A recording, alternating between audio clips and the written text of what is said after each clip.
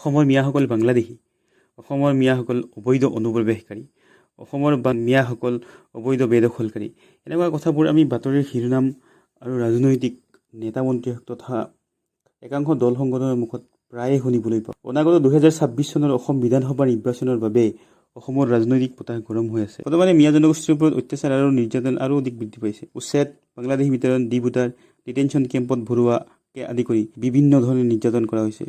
বলক আমি মিয়াসকলৰ বিষয়ে অলপ চৰ্চা কৰোঁ। মিয়াসকলনো কোন, তেওঁলোক ক'ৰ পৰা আহিছে, কেনেকৈ আহিছে, তেওঁলোকৰ লগত সদায় কিয় এনেকুৱা ভেদাভেদ হয়, আজিৰ ভিডিঅ'ত তাকে আমি আলোচনা কৰিবলৈ ওলাইছোঁ।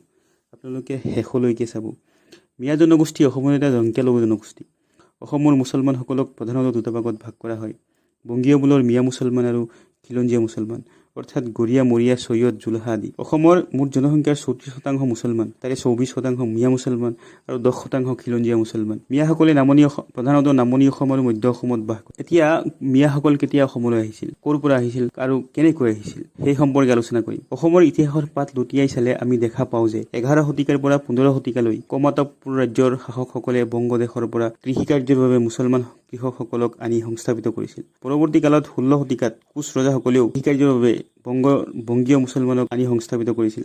তেতিয়াৰে পৰাই নামনি অসমৰ বিভিন্ন ঠাইত বংগীয় মুছলমানৰ বসতি স্থাপন হৈছিল। অধ্যাপক মনিৰুল হুছেইনৰ মতে অসমত বংগীয় মুছলমানৰ প্ৰব্ৰজন ব্যাপক হাৰত ব্ৰিটিছ চৰকাৰৰ দিনত হৈছিল। 1826 চনত ইয়াণ্ডাবু সন্ধিৰ জৰিয়তে ব্ৰিটিছসকলে অসমৰ শাসনভাৰ গ্ৰহণ কৰিছিল। ব্ৰিটিছসকলে অসমৰ শাসনভাৰ গ্ৰহণ কৰিয়ে বিভিন্ন ধৰণৰ কৰ কাটালৰ মাটিৰ খাজনা আদায় কৰাত গুৰুত্ব আৰোপ কৰিছিল। তেওঁলোকে মাটিৰ জৰীপ কৰি তাৰ ওপৰত খাজনা আদায় কৰিবলৈ ধৰিছিল।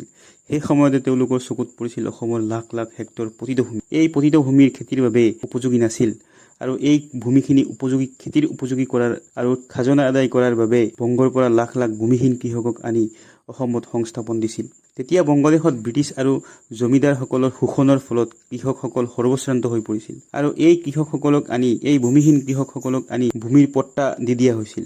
1905 চনত যেতিয়া বংগ বিভাজন কৰি পূৰ্ব বংগ আৰু অসমক একত্ৰিত কৰি এখন নতুন ৰাজ্য গঠন কৰিছিল, সেই সময়তো বহু বংগীয় মূলৰ মানুহৰ প্ৰব্ৰজন ঘটিছিল।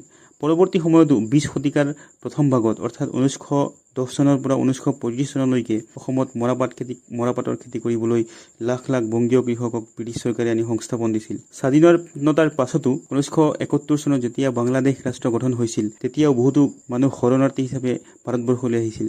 কিন্তু পৰৱৰ্তী সময়ত ভাৰত চৰকাৰে তেওঁলোকক আকৌ বাংলাদেশ চৰকাৰক গতাই দিবলৈ সক্ষম হৈছিল। এতিয়া কথাটো হ'ল, এই মানুহখিনিৰ বৰ্তমান অৱস্থা কিয় ইমান শোচনীয়? স্বাধীনতাৰ পিছৰে পৰা অসমত যিমান চৰকাৰ গঠন হৈছে, প্ৰত্যেক চৰকাৰে এই জনগোষ্ঠীৰ লোকসকলক বিভিন্ন ধৰণে নিৰ্যাতন আৰু বৈষম্য কৰি আহিছে। 1957 চনৰ পৰা 1970 চনলৈকে মুখ্যমন্ত্ৰী বিমলা প্ৰসাদ চলিহাৰ দিনত উজনি অসম আৰু মধ্য অসমত এই সংখ্যালঘু মানুহখিনিক খেদি পঠিওৱা হৈছিল। অধ্যাপক ডক্টৰ আব্দুল মান্নান ছাৰৰ মতে মুখ্যমন্ত্ৰী বিমলা প্ৰসাদ চলিহাৰ দিনতেই উজনি অসমৰ পৰা সম্পূৰ্ণৰূপে সংখ্যালঘু মিয়াসকলক খেদি পঠিওৱা হৈছিল। পৰৱৰ্তী পৰ্যায়তো এই জনগোষ্ঠীৰ মানুহ বিভিন্ন ধৰণে বঞ্চিত হৈ আহিছে। বিশেষকৈ এই মানুহবোৰ কৃষিকাৰ্যৰ লগত জড়িত। অসমৰ এই জনগোষ্ঠীৰ প্ৰায় 90% মানুহে কৃষিকাৰ্যৰ লগত জড়িত। অসমৰ চৰকাৰবোৰে এই জনগোষ্ঠীৰ কৃষকসকলক উন্নয়নৰ বাবে কোনো ধৰণৰ পদক্ষেপ গ্ৰহণ কৰা নাই।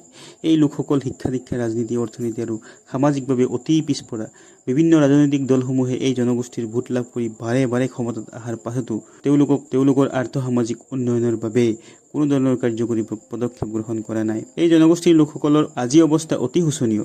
ইয়াৰ উপৰিও বিভিন্ন সময়ত চৰকাৰে এই মানুহখিনিক বিভিন্ন ধৰণে হাৰাশাস্তি কৰি আহিছে। কেতিয়াবা সন্দেহযুক্ত নাগৰিকৰ নামত, আকৌ কেতিয়াবা অবৈধ অনুপ্ৰৱেশকাৰীৰ নামত, নাইবা অবৈধ বেদখলকাৰীৰ নামত। বৰ্তমান এই জনগোষ্ঠীৰ মানুহৰ অৱস্থা অতি শোচনীয়। আমি এই ভিডিঅ'ৰ জৰিয়তে আমি অসম চৰকাৰ, মাননীয় কেন্দ্ৰীয় চৰকাৰ আৰু চৰকাৰ প্ৰশাসনক আমি দৃষ্টি আকৰ্ষণ কৰিব খুজিছোঁ যে এই দুৰ্ভগীয়া মানুহখিনিৰ জনগোষ্ঠীৰ উন্নয়নৰ বাবে এটা বিহিত ব্যৱস্থা গ্ৰহণ কৰিবলৈ আমি আমাৰ তৰফৰ পৰা অনুৰোধ জনাইছোঁ। ধন্যবাদ।